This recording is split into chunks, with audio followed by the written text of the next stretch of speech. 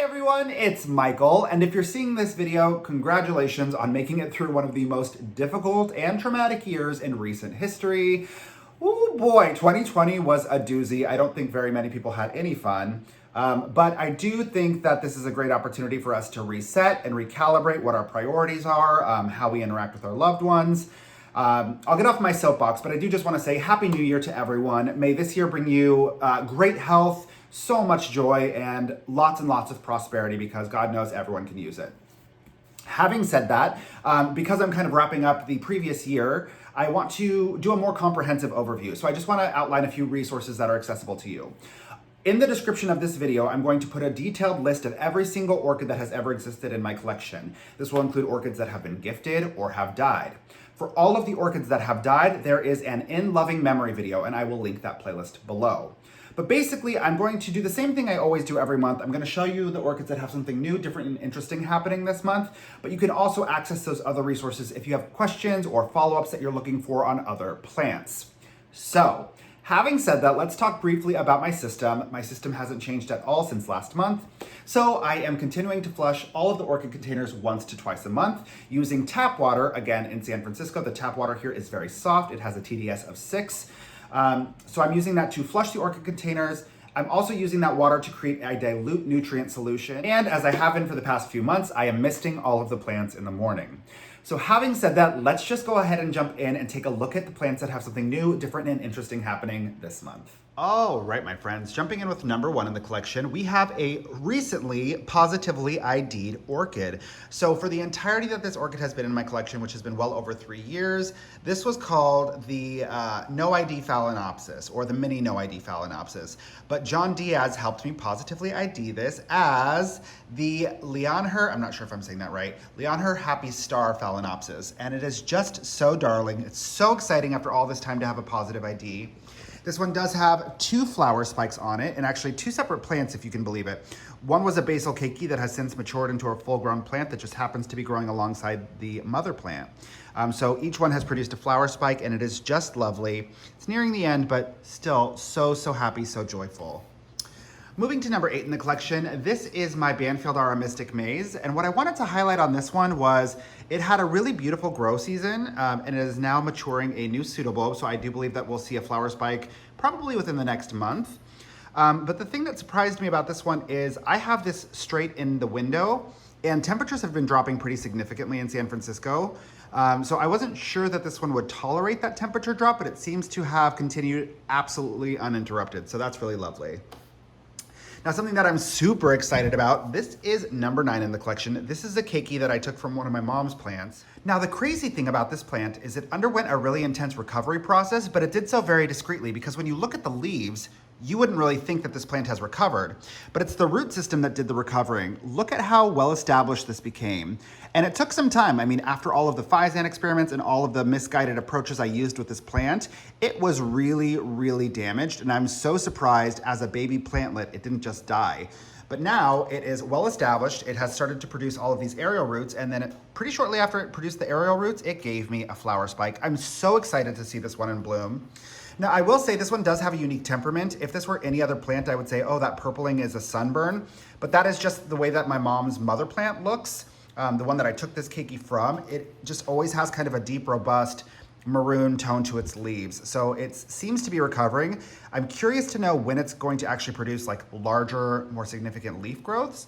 But we will see how this progresses.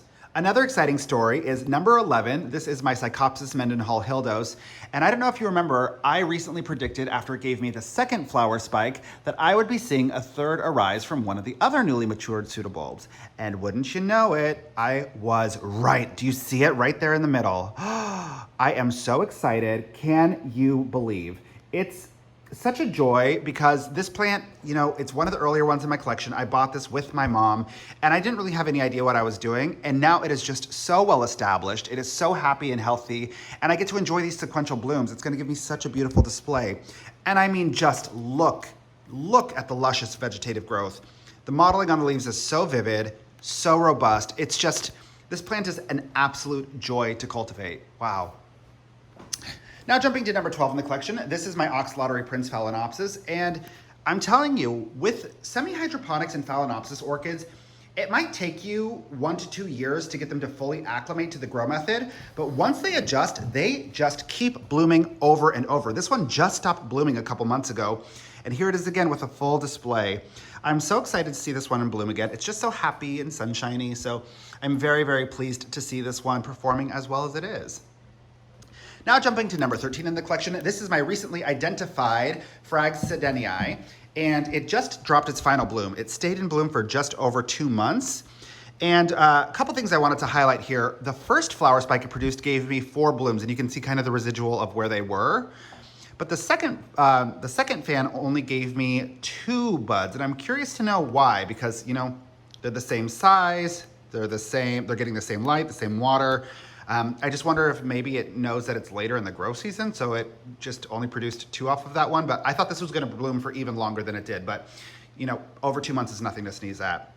And if you look at the base, it's already producing 2 new growths, which is so lovely, so exciting. I can't wait to see this one in bloom again. It was such a joy. Now onto this behemoth, number 16. This is my Catacetum, nicolas dapper dots, and a very, very successful transition to dormancy. All of the leaves have finally dropped, and you can really see just what a beast this is when it's naked like this. Look how crazy it is. I am definitely going to reduce this to maybe 2 bulbs, and then I will be sharing all of the divisions shortly, so stay tuned for that. Now on to number 18 in the collection. This is my Zygoplum, and what an unexpected, lovely little bloom cycle it had. Now all the blooms, as you can see, are dead, and they are dropping, but it has done really, really well, and so unexpectedly too, because look at all the desiccating bulbs in the container and how it's actually started to grow outside of the container. So the fact that it produced a flower spike surprised me, but it just seems to be pretty happy and vigorous because it's even producing, where is it? There's a new growth coming in on this guy as well. There it is. Do you see, right? I'm gonna zoom in on it. It's doing really, really well for not making any real contact with the potting medium. Even though there is an established root system in the container, it's just remarkable how much is growing outside. So I do think I am going to unpot this. I'm going to kind of disconnect some of these old, more shriveled pseudobulbs, and I'm gonna get it more adequately placed into the grow medium. And I think that should help it do even better. Now on to number 25 in the collection. This is one of my most consistent bloomers, but also such a peculiar character. This is my Epidendrum green hornet, or my Prosticea green hornet, but just look how darling these little jellyfish blooms are. It's so lovely. I do like the smell. It's a bit herbaceous, and the thing about this that's so interesting to me is, I don't know why, but the leaves are having a hard time coming in normally. Like if you look, do you see this new growth here? Look at how the leaves are kind of getting stuck inside of themselves. They're just sticky. And it's really peculiar because I thought it was for sure going to prevent the orchids from pushing out their flower spikes because, I mean, here's a really good example. Look at this. It gets so accordioned and so sticky from it kind of catching on itself that it creates a real obstacle for the flower spike to come through. But here's what I find so remarkable. That happened here, and then look how aggressively it pushed out a flower spike. And when I say aggressively, I mean, if you look at previous flower spikes, you know, it does not look like, look how thin. This is just a sheath, you know? It's a tiny, tiny little spike. But when challenged, or when there is an obstacle, the flower spike gets much thicker and much fleshier to kind of insist on coming out. And that's precisely what this one has done. And you can kind of see how it's, you know, the older blooms are opened at the bottom, and that's just going to continue to produce new blooms at the top. I don't know how long this will stay in bloom, but it's a really interesting discovery that even if the new growths tend to create those obstacles, that it'll still find a way to bloom. It's really, really interesting. And the last thing I wanted to point out on this one is, I think it's time for a division and a repot. It is just growing so wild now. It's climbing out of the pot. And it has, you know, it really likes the grow method. Look how full the container is of roots. So it's not, you know, rejecting the grow method. It's just now too sizable of a plant to fit in this container, I think. So that's on the horizon. Now on to number 26 in the collection. Oh, brother, this is my Aloha Stellar. All of the old pseudobulbs have died back now, and this one still just refuses to buckle. So I don't know. I don't know why I have such compassion for this one, but I don't want to give up on it till it gives up on itself. I do feel like the writing's on the wall, but I'm hoping this little one recovers because it's so gorgeous. We'll see. On to 31. This one is finally dropping its last blooms. This is my Oncidium Wild Willy Pacific Bingo. And the strange thing about this one is it gave me all of these blooms first, and then it produced 2 secondary branches and then bloomed a second time. So that really extended the bloom duration of this plant, but it is finally dropping. But still just so happy, so vigorous, and really, really beautifully fragrant. Now jumping to number 33 in the collection, this is my Dendrobium Tangerineum, and the interesting thing about this one is it seems to be recovering. I mean, look at this beautiful aerial root it produced. The new root system is coming in really intensely. And when you look at the difference between the old growths, this was the first one, this was the second one, and then this is the new one. And you can see like it just keeps getting bigger and more vigorous and more well established. Now there is something peculiar happening here on the old growths. You can see kind of this burn patterning. So either it's dealing with some sort of a bacterial infection, or it's just getting way, way too much light. And that's a possibility because when you look at the rest of the plant, do you see how purple it is along the cane? Now the more mature, more well-established growth seems to be handling it much better. I mean, look at how gorgeous it is. But I'm wondering if I need to kind of drop the light level on this one. I'm growing this one in the same level I have my Cattleyas in, so I think there's a possibility it's just way too much. Now jumping to number 36, this is my Fred Clark Yera After Dark SVO Black Pearl, and just wanted to showcase, again, another really successful transition to dormancy. I will link the video below about how I do that, but it's a pretty simple process. I'm just glad that I got all of my Catacetum types on the same rhythm now, because it should simplify my life significantly. Now jumping to number 39 in the collection, this is my Zygoplum bluebirds, and I have just had it with this plant. I have to tell you, it's weird because this one, you have different relationships with your plants, and this one, I don't feel as much sympathy as I do for 26, for example. This one makes me furious because it gives me just enough to stay invested, but not enough to ever think that it's actually recovering or doing well. I mean, look at the speckling on these leaves. I don't know if that's a bacteria. I don't know what's going on. Every time I see the new growths coming in, I think, okay, it's finally starting to heal because you don't see that speckling on the new growths. And then over time, they start to produce that really, really gross speckling, and I don't understand what's going on. Beyond that, it has bloomed for me repeatedly, which I think is why it's still in my collection, but they're not healthy blooms. I know that this can produce up to 5 blooms on each inflorescence, and it's only ever given me like 3 maximum. And that's because it's just not okay. And I've changed the grow method so many times. I just think that there's a possibility that this plant isn't particularly healthy, so I've never just pulled the plug on a plant, but it's not healthy enough for me to give to somebody else, and it's not doing well enough for me to really keep doing this, because this will just take its sweet time, and it'll probably take a decade to die. So I have complex feelings about this one, as you can tell, and we'll see where we go from here. Jumping back in with number 41 in the collection, this is my Phalaenopsis Ganlin Golden Apple. This one has been in bloom for quite some time. It's a first-time bloomer after its transition to semi-hydroponics, which, as I've mentioned repeatedly throughout this video, it took a long time for this plant to really accept semi-hydroponics, but now it just is going bazonkers. So, such a lovely plant. I will most likely gift this shortly to my friend Jen, who I took this plant as a keiki from her mother plant, and then her mother plant died, so I think I'm gonna give it back to her. But just absolutely lovely. Now we're gonna jump to number 43. This is my Encyclia tampensis. This was one of the Orchid flask experiment babies.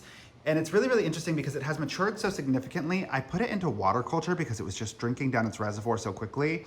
And it seems to have accepted the method pretty readily, but now I do think it's mature enough to switch to a different grow method. The other thing about this that concerns me is you can see how much the leaves are purpling, even the new growths. And I just have it, I have it in that grow space right over there. And the light is obviously too high and the plant is giving me clear indicators of that. So I think if I switch this to a different grow method and kind of drop the light levels just a bit, it'll fare much better and actually really develop into a full-grown plant. On to number 46, this is my Oncidium Twinkle. Just so lovely, so exciting. It's giving me a really beautiful flower spike, and I've got plenty more on the way with all these other new growths that are going to be producing pseudobulbs soon. So yeah, it's just nice and exciting. This plant is super well established in the container. In fact, I worry about how I'm ever gonna get it out when it's time to repot, but I'm not messing with it for now because it seems to be doing just fabulously. Now jumping to number 48, this one's a really interesting one. This is my Cymbidium Murasaki sinense, and what I think is so interesting about this is, look who is giving me a flower spike. Now, I've talked about this many times. I didn't even know if it was possible to grow Cymbidiums in semi-hydroponics, particularly indoors. And it looks like it is. Let's not, hold on, I'm not gonna make a final commitment on that yet, because here's the thing. Yes, it's giving me a flower spike, but it gave me a flower spike last year. And as you can see, the flower spike aborted almost at the exact same time as this one. Although these buds have developed more than the first time it tried. And that can be a product of one or two things that I've done. So to be perfectly frank, I wasn't great about providing adequate nutrient solution to this one. It kind of just got lost in the shuffle with all of my other orchids. And also, I wasn't giving it a temperature drop. I was trying to see if I could grow this one the same way that I grow my Dendrobium nobiles, which is I don't give my Dendrobium nobiles a temperature drop. I just give them a completely dry winter rest, and that's enough to incite blooms. I tried that with this one, and it did produce a flower spike, but then it aborted. So I thought maybe it's the temperature drop. Now, what I have this growing in currently is right next to the window, and as I mentioned before, San Francisco gets pretty cold. So this is now getting a significant temperature drop alongside proper nutrient solution during the growth season. So it can be one of the two things, it can be a combination of the two things, but I'm really hoping that we see this all the way to fruition and that this bloom really makes it. It's such a beautiful plant, and I hope we get to see it together. Next, I'm going to jump to number 51 in the collection. Now, number 51 consists of all four of these orchids. These are all my wedding day Phalaenopsis. These were the orchids we had at our wedding. And what I think is interesting about this one is, just for experimentation's sake, I clipped all of the old flower spikes off of these plants, with the exception of one. This one right here, obviously. And look, this one does not have a flower spike coming in. But all of the other ones do. Because these ones, as I've mentioned many times before, they grow in perfect synergy. All of them spike at the exact same time. So my belief system when it comes to Phalaenopsis orchids is it's best practice after the blooms drop to clip back the flower spike. The reason is, if you do not clip back the flower spike, the plant is going to try to take the path of least resistance to produce another bloom, because again, the objective of these plants is to reproduce sexually. So the faster they can bloom, the sooner they're ready to reproduce. So if you leave the flower spike on, this appears to this plant to be the path of least resistance. So it's going to try to create a secondary bloom off of this one. But if you remove them from the equation, the plant is going to invest its energy in creating a brand new spike, which will give you a much more robust display. So I do think that's interesting. Maybe I'm generalizing, but this has been my experience with Phalaenopsis orchids, and that's why I prefer to just clip off the flower spike after the bloom. Now jumping to number 58 in the collection, this is my Coryanthes Macrantha X Self. And what I wanted to showcase on this one is just how well it's done for me. You know, it's an unfamiliar type of plant to grow, but it just keeps giving me new pseudobulb after new pseudobulb, new growth after new growth. Now, I do believe that each of these pseudobulbs should have been able to produce a flower spike, and they haven't. And that tells me that I'm doing something wrong. And it's pretty clear to me what I'm doing wrong. Because this plant is in such a different grow method and I have to kind of flush it and soak it, I honestly forget to fertilize or give any nutrient solution to this one. Usually it just gets a rinse of tap water. And I think that's really clearly reflected in its lack of flower spike. So I'm gonna try to be better about this in the new year, but one of the things that I'm grappling with as an orchid grower is, do I need to get better about tending to different grow methodologies? Or do I need to be honest with myself and say, hey, you don't have the capacity to grow plants that way. You will not remember, so you need to really remove plants from your collection that require a cultivation method that you cannot give it. So, I want to believe that I can get more consistent, but amidst the 1,000 other things I have to do every day, it's something that I forget. So we'll see. This plant is so gorgeous when it blooms, and I want to do better, but I just want to be a realist. Moving on to number 59 in the collection. This is my Cloesia Rebecca Northern Maccabi, and I just wanted to show once again another Catacetum type having a flawless transition to dormancy. And this one had such a better grow season than it did previously. Just look at how much bigger this bulb is than the other two. So just pleased to see this one having taken to dormancy so well and so quickly. And that's just great news. Now moving to number 59 in the collection. What a strange little story this one is. This is my Restrepia cuprea. It is a super high humidity orchid, and it is just doing the strangest things. Obviously, I have it in a place with too much light. I have it in this grow space over here. All of the leaves turned purple and started to dry off, so it got really badly sunburned, and I just kind of left it there. But then something interesting started to happen at the base. It started to produce tinier little leaves right in the inside of the container. And you can see that there's, I don't know if you can tell, right here on the left, that is a brand new growth right here coming in. But it also is starting to produce leaves directly into the grow medium. So if I take you in, you see how it's kind of crinkling up on itself? It keeps producing leaves inside of the glass beads in this water culture container. So I just think that's so strange. It has bloomed for me, and it has given me 2 flower spikes now at this point. It's actually quite an easy bloomer. I'm not quite sure. Maybe I need to put it in a terrarium setup because clearly it really favors super, super high humidity, and it does well in that environment, but I just don't know how to do that without, or at least I don't know how to do that in a domestic environment without completely submerging the plant so you cannot see the flower spikes when they arise. So I'll figure that out and I'll get back to you. And last but not least for this month, I just wanted to showcase my beautiful Peggy Ruth Carpenter Bellara, number 60 in the collection. Just such a consistent bloomer, so happy, so effortless. This one has a similar issue to what number 25 is dealing with. It just keeps kind of crinkling up on itself when it grows. And you can tell, actually let me turn it this way. It had a flower spike that grew in and just kind of got caught, but it only produced 1 bud, and that bud is now in flower. It's just kind of funny that it's deeply, deeply recessed into the folds of the plant. But it has a total of 4 spikes. Did I just see? I thought I just saw another one. Yeah, this has a total of 3 spikes at the moment, but it's just such a vigorous, happy bloomer, and just so, so stunning. It's also my mother-in-law's favorite orchid in my collection. And with that, that's pretty much it.